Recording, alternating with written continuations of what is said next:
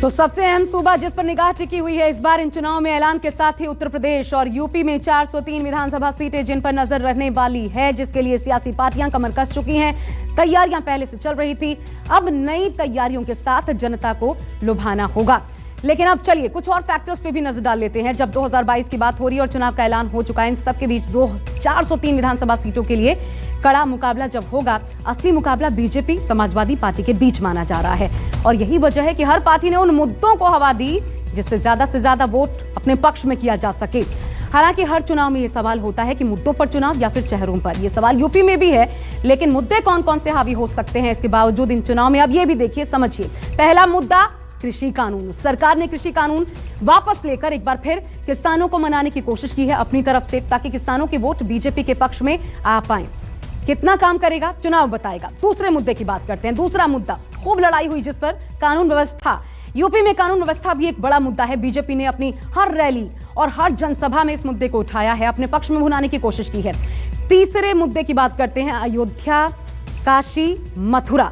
जी हां, UP election में अयोध्या, काशी और मथुरा का मुद्दा हावी रहा है।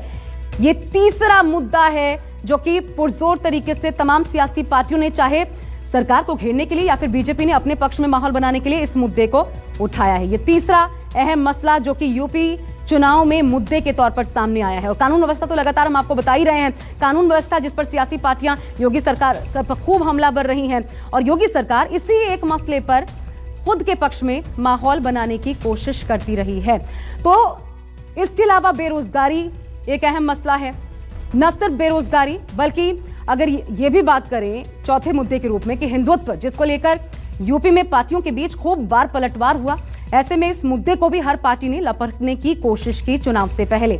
साथ ही पांचवें मुद्दे की बात करते हैं, कोरोना प्रबंधन। योगी सरकार ने कोरोना पर काबू पाने के लिए पुरजोर मेहनत की, ये बताने की कोशिश भी की, अपने पक्ष में माहौल बनाने की कोशिश की, जबकि विपक्ष ने इसे योगी की हवाई बातें बताई। छठा सबसे अहम मुद्दा महंगाई का रहा। वो मुद्दा है जो सीधा पब्लिक की जेब से जुड़ा हुआ है। बढ़ती महंगाई को समाजवादी पार्टी, बीएसपी, कांग्रेस ने चुनावी रैलियों में खूब उठाया भी।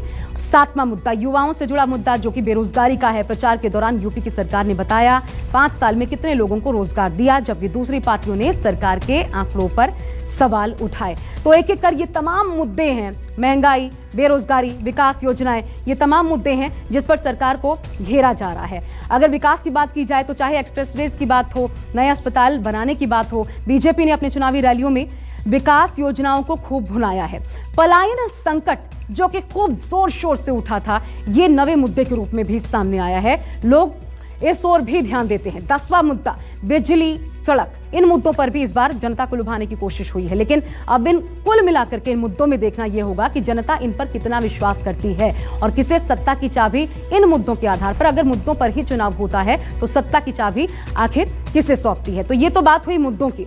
लेकिन आपने सियासत में एक पुरानी कहावत जरूर सुनी होगी, वो ये कि केंद्र की सत्ता तक पहुंचने का रास्ता यूपी से होकर गुजरता है। और यही वजह है कि हर किसी की नजर यूपी पर टिकी है। ऐसे में चुनाव की तारीखों के ऐलान के बीच अब आपको वो फैक्टर दिखाते हैं जिसका असर चुनाव में यूपी, बिहार जैसे पॉलिटिकल रूप से जो जागरूक राज्य है, यूपी, बिहार, ऐसे राज्यों में जबरदस्त रूप से देखने को मिलता है। और वो फैक्टर है जातीय गणित का। तो आइए अब आपको उत्तर प्रदेश का जातीय गणित भी समझा देते हैं, जो कि इन चुनाव में बेहद अहम होने वाला है। तो सबसे पहले बात करते हैं उस कास्ट की, दलित। ये वोट बैंक उत्तर प्रदेश में देखा जाए तो दलित वोट बैंक 22% है।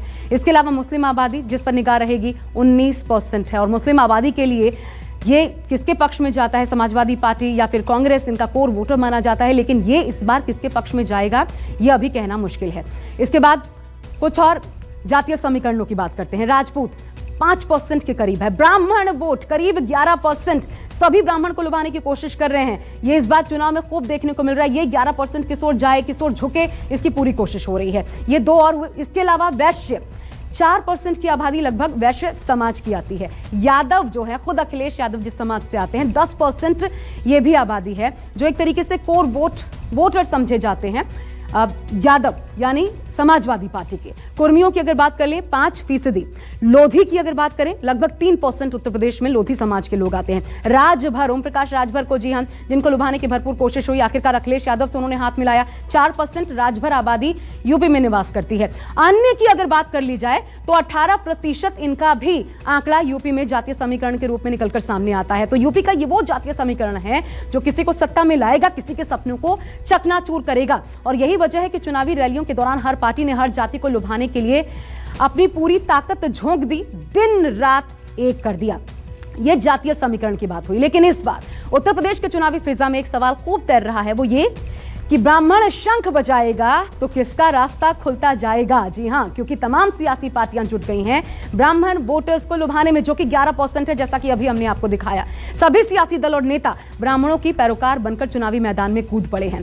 5 साल ब्राह्मणों को भूल चुके नेताओं को अचानक आखिर ब्राह्मणों की याद इस चुनाव क्यों आने लगी है? ब्राह्मण इतने जरूरी क्यों और कब हो गए?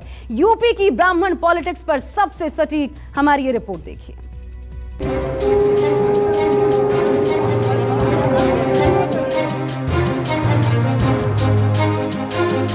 बीजेपी के सबसे बड़े ब्राह्मण चेहरे दिनेश शर्मा ने ब्राह्मण देवता परशुराम की भव्य मूर्ति का उद्घाटन किया तो ब्राह्मण नेताओं के मुरझाए चेहरे पर लालिमा खिल गई। रीता बहुगुणा जोशी ने इस प्रतिमा को बनवाया, दिनेश शर्मा ने फीता काटा, लक्ष्मीकांत वाजपेयी ने ताली बजाई, कानून मंत्री ब्रजेश पाठक ने अपनी मौजूदगी दिखाई। बीजेपी का हर बड़ा ब्राह्मण नेता एक फ्रेम में नजर आया। हमारे लिए आस्था का प्रश्न है, लेकिन मैं समझता हूँ दूसरे कुछ लोगों के लिए आज जो मौसमी चुनाव का जो मौसम है, कुछ लोग मौसमी राम भक्त हो गए। का अनावरण किया गया और इस कार्यक्रम में उत्तर प्रदेश सरकार के जो ब्राह्मण मंत्री, भारतीय जनता पार्टी के ब्राह्मण नेता, सांसद, विधायक यहाँ पर मौजूद रहे। भगवान परशुराम की मूर्ति का अनावरण उत्तर प्रदेश के deputy CM doctor Dinesh Sharma ने किया और उसके साथ कानून मंत्री ब्रजेश पाठक, सांसद रीता बहुगुणा जोशी और तमाम बीजेपी के जो कद्दावर नेता हैं वो यहाँ पर मौजूद रहे। और ये जो तस्वीरें हैं वो बताने के लिए पर्याप्त है कि ब्राह्मण मतों पर दावेदारी के लिए सभी सियासी दल एड़ी चोटी का जोर लगा रहे हैं। पहले अखिलेश यादव ने भगवान परशुराम की पूजा अर्चना कर ब्राह्मण मतों पर अपनी दावेदारी ठोकी और आज भारतीय जनता पार्टी ने भगवान परशुराम की मूर्ति का अनावरण कर ये बताने की कोशिश की है कि ब्राह्मण मतों को लेकर के भारतीय जनता पार्टी आज भी उतनी मजबूती से खड़ी है जितना कि पहले खड़ी हुई थी।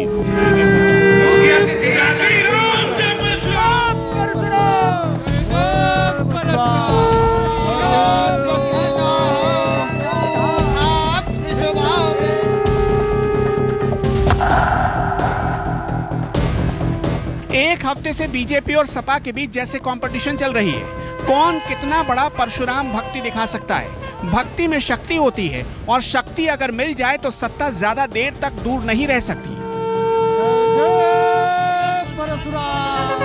एक हफ्ते पहले लखनऊ में भगवान परशुराम की प्रतिमा का अखिलेश यादव ने उद्घाटन किया था।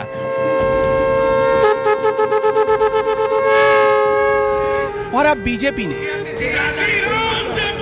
अखिलेश यादव ने भगवान परशुराम की प्रतिमा के उद्घाटन के मौके को एक मेगा इवेंट में बदल दिया था, जैसे अपने पावर के प्रदर्शन का जरिया बना रहे हैं। बीजेपी को अचानक ब्राह्मणों की याद इतनी तेज क्यों आने लगी? इस सवाल का जवाब जानने के लिए बीते 5 सालों में ब्राह्मणों के लिए या उनके खिलाफ जो कुछ भी हुआ उसे बेहद करीब से देखना होगा। खबर है कि ब्राह्मण बीजेपी से नाराज है और इस खबर ने लखनऊ से दिल्ली तक बीजेपी नेताओं को हिलाकर रख दिया है।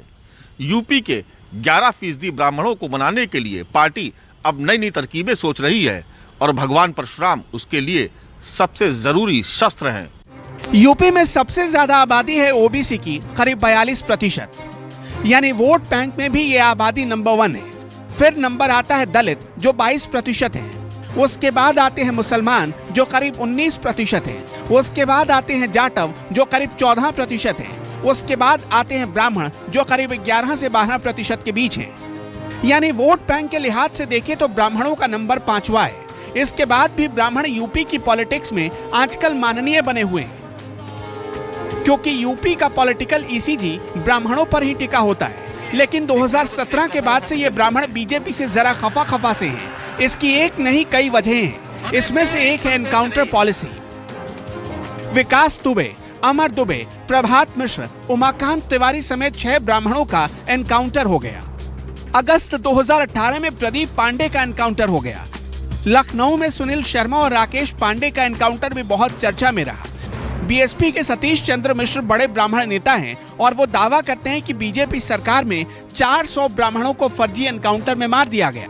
आम आदमी पार्टी के नेता संजय सिंह दावा करते हैं कि बीजेपी सरकार में 500 ब्राह्मण नेता मारे गए। खुशी दुबे के हाथों की मेहंदी फीकी भी नहीं पड़ी कि उसे जेल में डाल दिया गया, जबकि बिकरू कांड में उसकी भूमिका अभी तक साफ नहीं है। 2017 में बीजेपी की सरकार बनते ही गोरखपुर वाले हरिशंकर तिवारी के हाथे पर छापा पड़ गया था।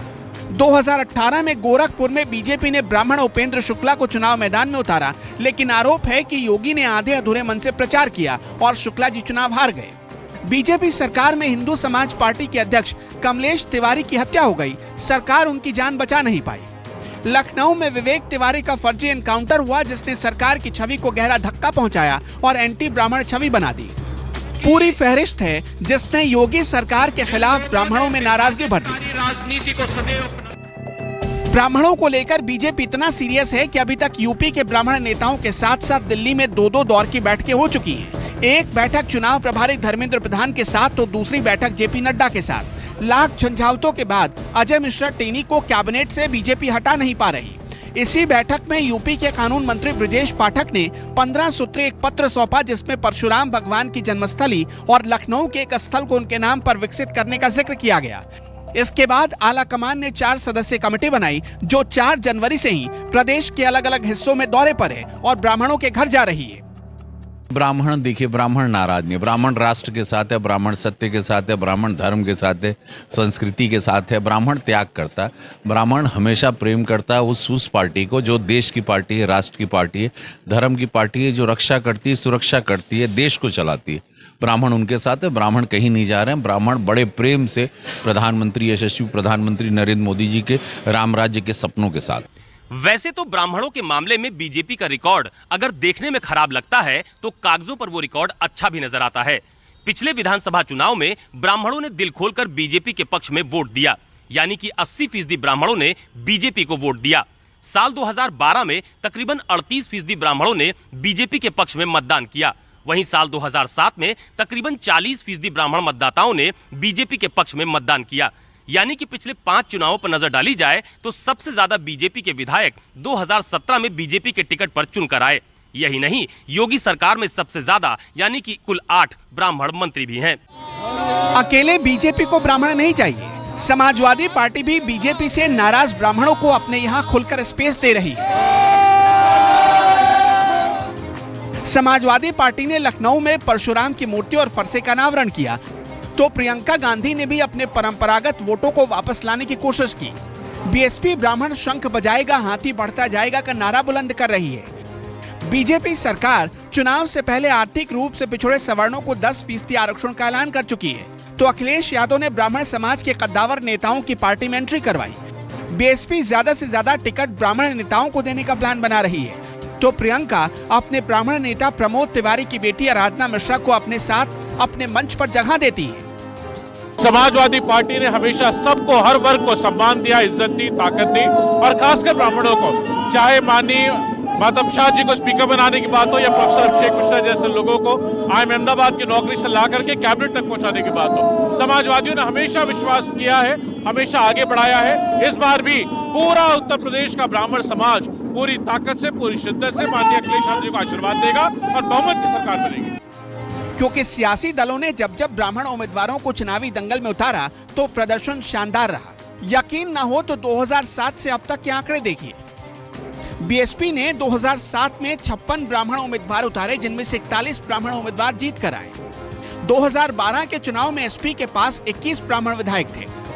2017 के विधानसभा चुनाव में 56 ब्राह्मण जीत कर आए, जिनमें से 46 विधायक बीजेपी की टिकट से विधानसभा पहुंचे। खैर, ब्राह्मणों को रिझाने के कंपटीशन में बाजी किसके हाथ लगती है? क्या भगवान परशुराम को माला पहनाने से यूपी का ब्राह्मण जीत की माला पहना देगा? इसके लिए नतीजों का इंतजार करना पड़ेगा। Bureau report, news 24।